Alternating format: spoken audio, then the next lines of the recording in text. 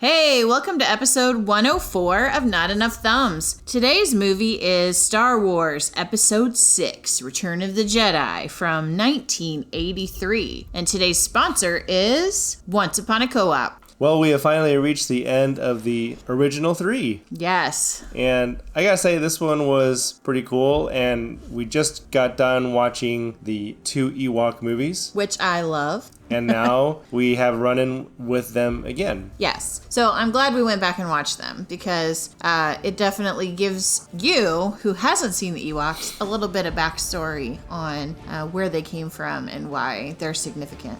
And this was, normally when we see the backstory lately, they have been prequels made, after the original 6 movies, but the Ewoks movies were actually made, before the Return of the Jedi. Yeah. So, and like I said, we run into them again, and they end up being big helpers to the Rebels. Yes. So, because the Ewoks movies came out before this, do you think that's the reason why they made it into 6?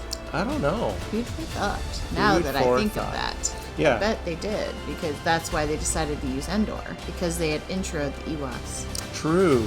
Yeah, maybe it was all part of the grand story. Yeah. And we learned some big news from Luke and Leia, and more on the Vader front, more lightsaber action, and we get more up close and personal with the Emperor. Yes. And this is the one where the Sith Lord is the Emperor, destroyed. Yeah. Yep. Oh yeah, the Emperor, the Sith Lord. Yeah, he was destroyed in this one, as well as Vader. Yeah. So I don't know. It's almost a little bit sad to see Vader go. Since we have watched these in chronological order, we've seen Vader as Anakin. Yeah. All the way through now. One significant thing that this showed at the end was the other Jedis, after they die, they appear as that spirit. Yeah. And Anakin appeared as his young self. So that explains why they chose the actor that they did in the prequels that came, long after these original films. So it all makes sense now, because if you look at that guy, he looks a lot like the guy that they used in episode 2 and 3.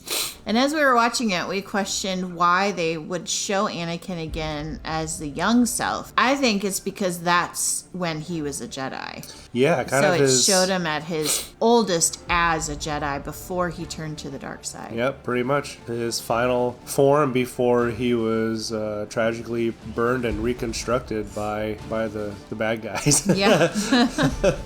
The dark side of the Force. So it was pretty cool. You get to see a lot of big fights between the Rebels and the Empire, much like we did in Rogue One.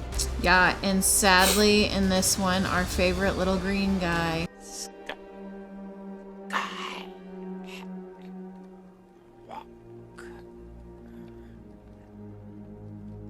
Man, that was sad too. So there were a couple impactful, deaths in this one that were a little hard to watch after having seen them throughout the timeline.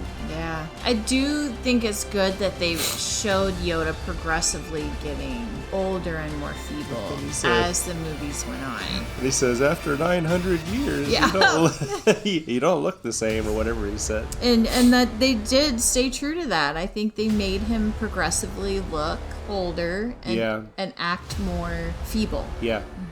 So that was pretty cool. It was. And I do like the end. I like the closure with Vader and Luke. Yes. And I like that Luke finds out he has a sister and that he's not the only Jedi. So he knows that she also has the Force. So it's not just him on his own, even though he was tasked with passing on his training to the next generation. So now we look forward to watching how, I guess, episode 7, 8, and 9 unfold, as well as the other stories in between. Yeah. That'll be cool to see the development from what everybody thought was the end, episode 6. Yes. So we've got a lot more to go, and we'll continue on our Tuesdays with these until we get all the way through. Yep. So we're excited to continue our journey. Voyage. Is it voyage? Because that's Star Trek. Engage. I don't know. Our Star Cruise through I don't know. There you go. Whatever. Through hyper speed. Move ludicrous speed.